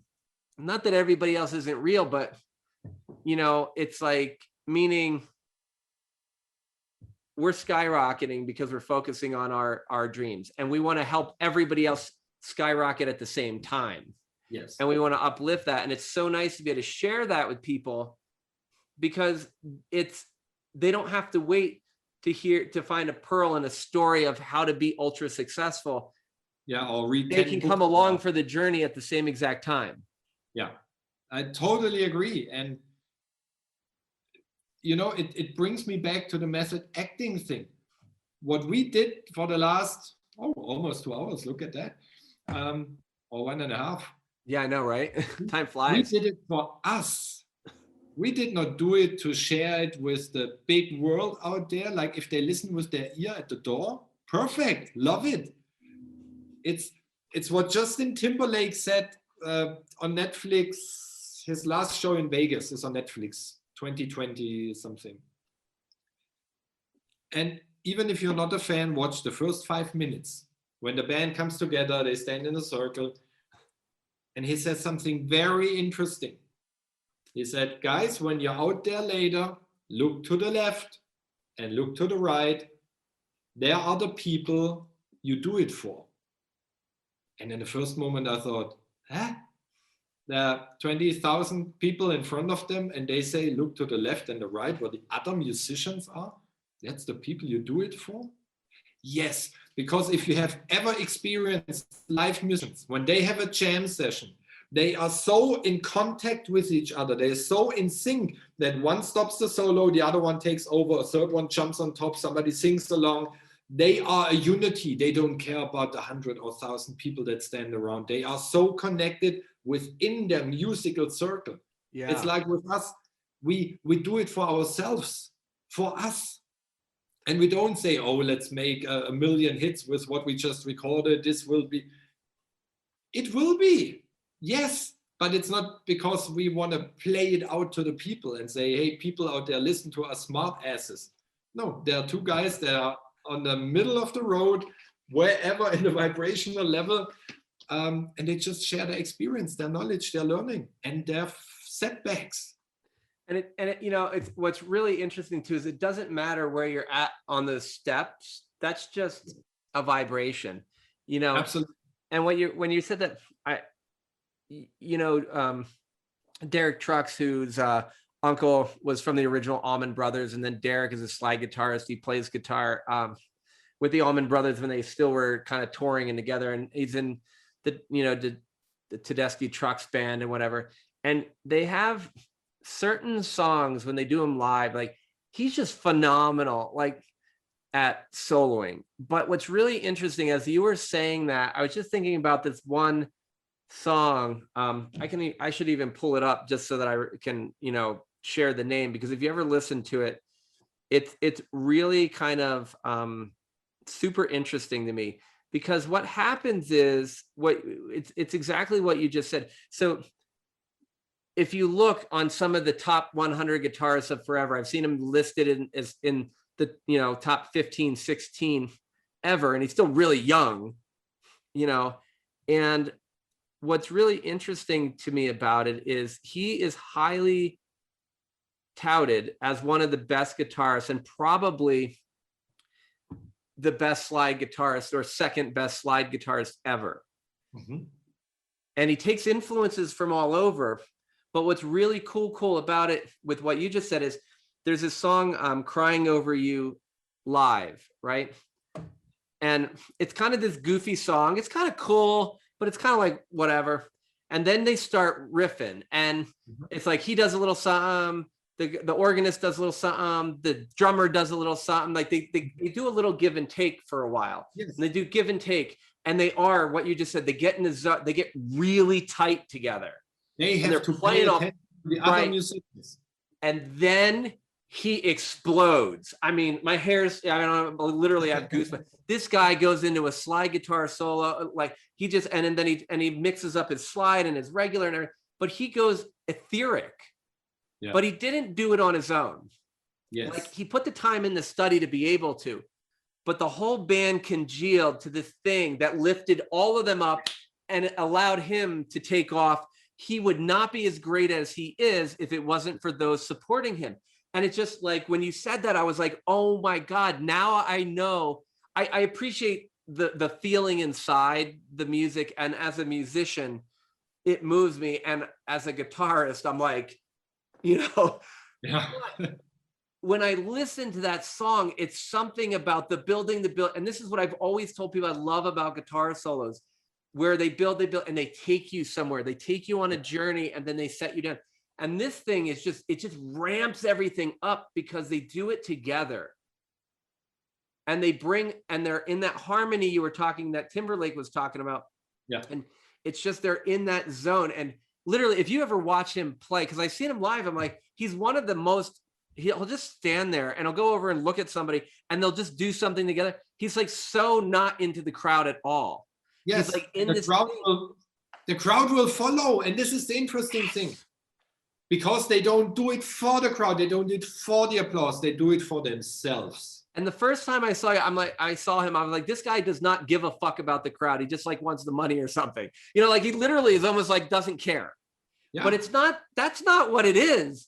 No. He's doing it for himself, and he's letting spirit be expressed. Yes. And bringing us on that journey that we all want. Yeah. That stuff is gold, man. And I think there is the big secret, the really big steps when God takes over or spirit takes over and says, just got out of the way, and now let's bring this baby home. And it's like what I felt when I first, and this is so long ago. I mean, I can't even, it's almost like I don't, like, again, like I'm admitting it because it was a real thing, and I want people to understand that, right? But it's like when I saw him, I was just like, he's so like doesn't care. Mm-hmm. Right. But what it was he was so undistracted by anything other than what he was there to do. Yes. And his thing is just, and when you read interviews, the stuff he studied to allow that guitar to express his spirit in a way that no one's ever expressed it. Golly. So why would you spend all this time, money, effort, years of dedication of training to play the guitar to that level to be distracted when it counts the most? Because the goal is a different one. I really think that most musicians have the goal to have 50,000 people in front of them and just play Woodstock or whatever and be all of that. Yeah. Yes, that's a goal too. But it's always, I give something and I want to have something back. It's like I totally detached from click rates and stuff like that. I met someone on the cruise and he wrote me afterwards and I said, I looked at some of your videos. They don't have that many clicks. What's wrong? And I wrote back, what do you mean? What's wrong? I would expect more. And can you explain this to me? I said, no, but I have my goal. And if 100 people watch the video or 10 or 600,000, I don't go and check whatever I do. I just put it out and I don't check it every week and get all hyped up about, oh my God, so many people clicked at it. No, the right people will look at it. At the right time. At the right time. And even if it's after the movie is out, then everything explodes, or even if not. And then came a beautiful quote, I think also from Wayne Dyer. He said, your job as a master is not to have as many students as possible. A true master creates more new masters. And new masters is not the big crowd of 1 trillion people. Yeah, 6 million subscribers on YouTube or whatever. Yeah, it looks nice and you can press people, but honestly. Well, his mentor, his mentor was Jack Boland, and Jack Boland had 3 students. See? Now, he taught other things to more people, from what I understand, and he affected many, but 3 like inner circle students: Yeah. Wayne Dyer, Mary Morrissey, Les Brown.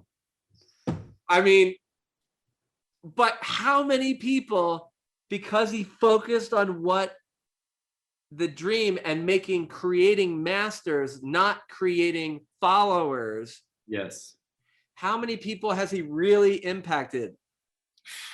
I mean, if you think about Wayne Dyer alone, then you add Les Brown and Mary Morrissey, you're just like, yeah. I mean, that's a revolution on the planet, because he focused his energy on 3 people. Yes. And what was really interesting is, because I do some stuff with Mary, I've heard what it costs to work with him. And I was like, swallow. But it was like, and they all graciously paid it more and more, every year, because it was a symbol of their dedication to each other and the mission, and it had nothing to do with the money. Yes, it's and they were committed. Like Napoleon Hill, he made not that much money in his lifetime, but what he created over all the years. Excuse me? I don't even know if Wallace Wattles got any money. Right? I have no idea. Probably like literally, some of the people that I teach, I recently got them on this, and we should do like a series on this too. But it's like, you can buy all 3 of his books on Audible for 1 credit, or you can buy them all separately. And I got them all together, and it's like 1 credit. And then I wanted to have be able to actually read it, And I looked, and like the books are like $4 or $6 or whatever. I looked on Kindle, you can buy them all separate. I bought all 3 together for 49 cents. But that is but I'm right. It's just so profound. I listen to it and read it every day. Doesn't matter the money, it's the meaning you put behind it. And with Jack Boland and the investment to get that, it was a symbol of the commitment and the dream that all these people had. And it's like, then Mary tells a story of having like wanting, after there was a lot of financial stuff that came up, in the course of certain people in the organization not being, on the up and up, and that all. So now we're like, oh, I have this church, I want to get this building, and it's going to take me like 10 years to get there. And Jack's like, why not have it this year? And they're like, it's a $10 million property. We have $40,000. And he's like, so by the end of that year, they had the property and they had broke ground on it. And so we grow up in this thing where we focus on the external appearance rather than what we've been talking about, which is that goal. Yeah. The mission. And that's something I realized too. It's this giving. Like in the background, I have Facebook open. Just before we came on, I read a message from someone I don't know. And it's the friend of a lady I spoke to on the cruise. Like when I gave my first keynote, as it was my vacation, like was unexpected. One of the crew members came and said, there's a lady waiting for you. She would like to speak to you if I would be willing. I said, of course. And she was in tears, and we spoke for 1.5 hours, and I poured my heart out on her in self-belief and trust. She said she was with the doctor on board. She got some medicine. She wants to leave the cruise after 3 days because her husband now moved somewhere else, and her whole life broke apart. And she lacked so much self-esteem. And at the end, she asked, so what can I do good for you? How much do I owe you? And in my mind, I thought $800. But of course, it was my vacation, and I had fun, and I love talking to people. So I said, just give me an honest smile. And she smiled very honest. The tears were gone. And I moved your screen a little bit to the side. Hi, Norman. Thanks for your keynotes on the Mind Shift. I was there with my friend Crystal, that's her name, and you had a longer talk. Yes, we had.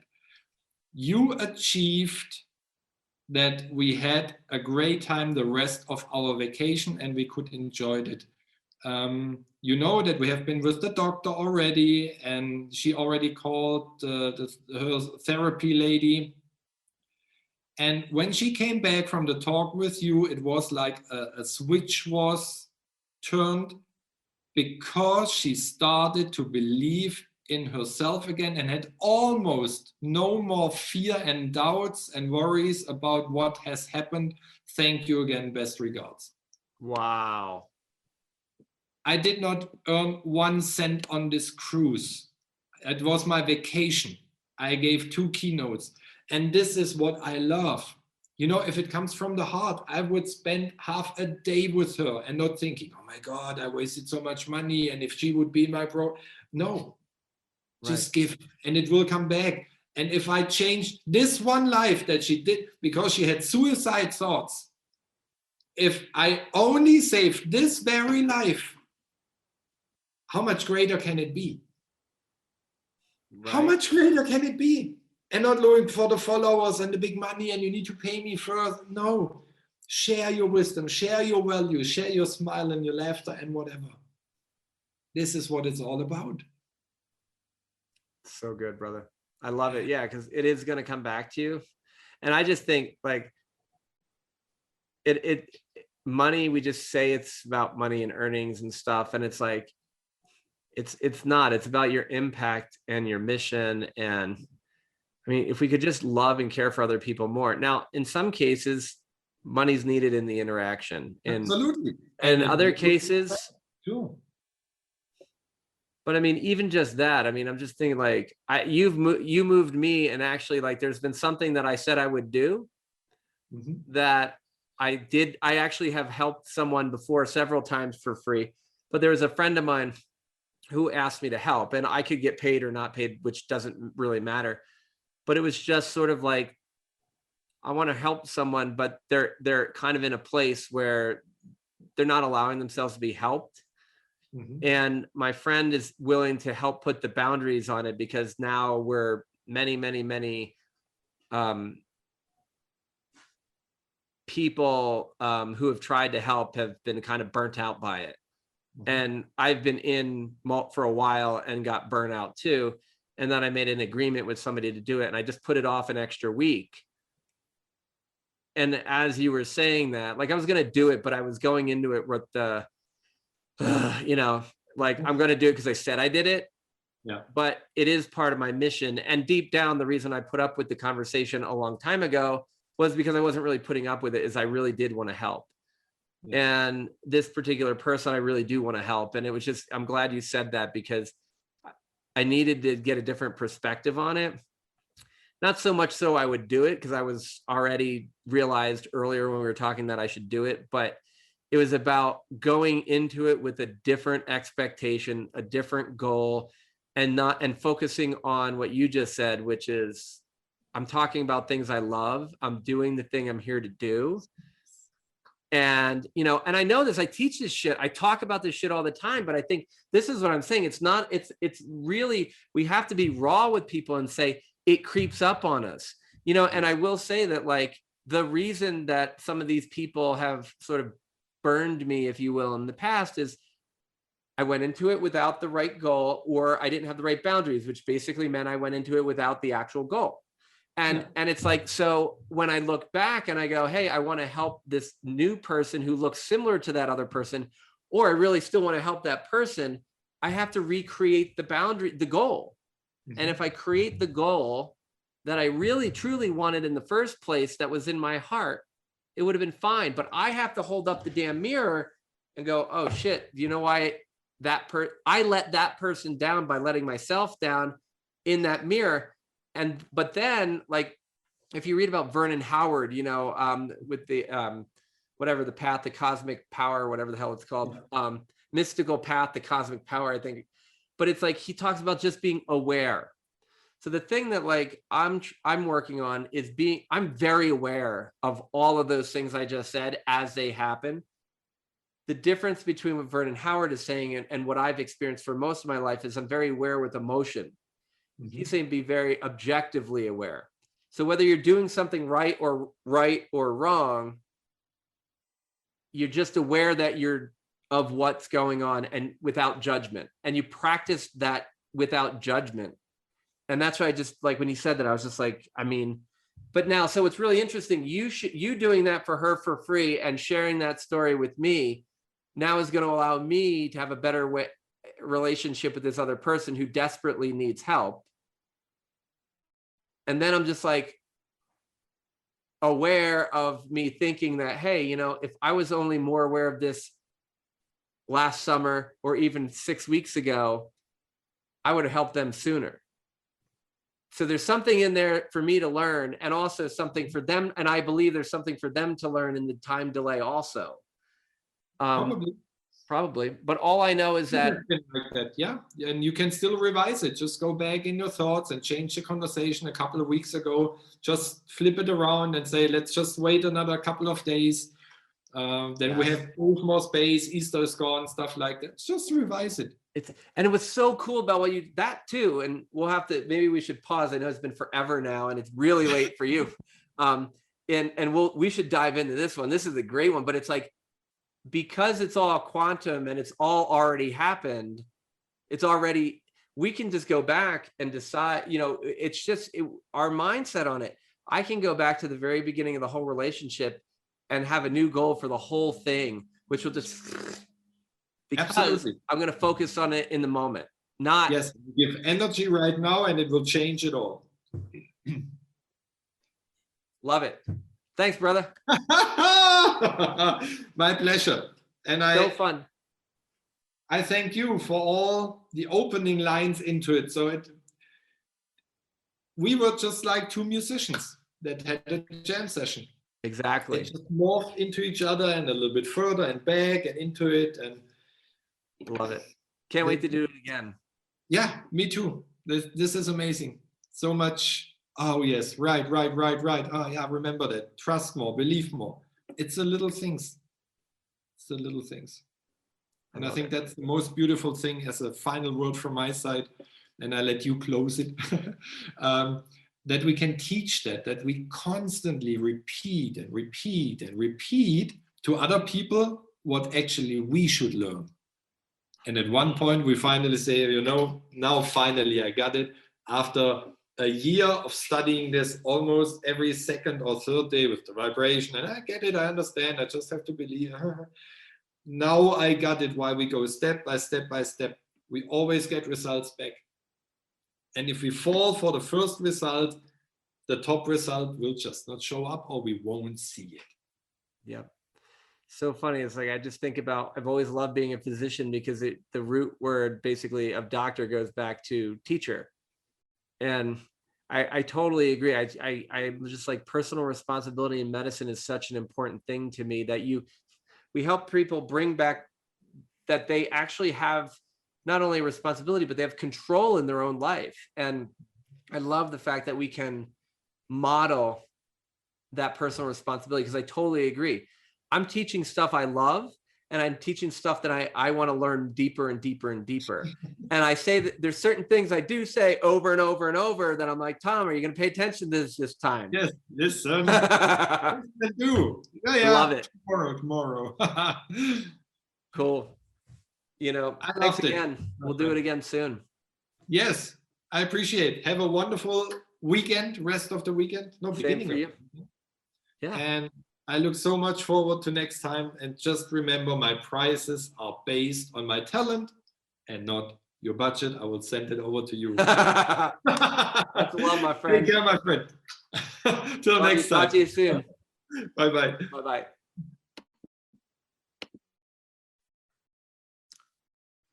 Hey everybody, Dr. Tom here. Another episode of Full Cup Life, and who knows, we might be breaking off to a new series. Today I was just having a chat with my friend Norman Gräter, and we were just kind of riffing. We had decided that we would just sit down. We had a conversation about a week ago that was just spectacular. Just talking about the things that we love, the things that are important in our lives, and the things that we're studying. And we said last time was just so power packed, so influential to us. We decided that we would, hit record and just talk. And if something cool came out of it, we would share it with others. And if not, we would just have it for ourselves. And I mean, this just blew me away. I mean, you know, we recorded late in the afternoon where I am. And so where Norman is, it's like almost the middle of the night because he's over in Germany. And it was just really cool to have a sweet conversation, just off the cuff, riffing, having a good time, sharing some of the most important, influential teachers and teachings that have impacted our lives from a health perspective, from prosperity, and just getting out of our own way and really living our dreams. So hope you enjoy it. We're probably going to do a whole bunch of series like this and just riff on stuff. You know, we even talk in the conversation towards the end about some of the different ideas we have moving forward. So if there are things you're interested in, we're certainly even talking about opening up some live conversations with anyone who wants to chat and about this topic. So it is a bit of a long one. I'll have to later on figure out if we're going to do it as part 1 and part 2 or just as one long one. So good. Really hope you enjoy it. I want to say thanks to Norman. Thanks to all you for tuning in. This is a great one, and enjoy it. Subscribe to the podcast and to the YouTube channel and to the blog, wherever you're coming to this from, so that you can hear more about when our next one is up, and also any of the other cool things we're doing. So thanks so much for joining us. Enjoy the podcast. Thanks for listening. Don't miss out on a single thing. Subscribe to our podcast and then join me at tommoorcroft.com.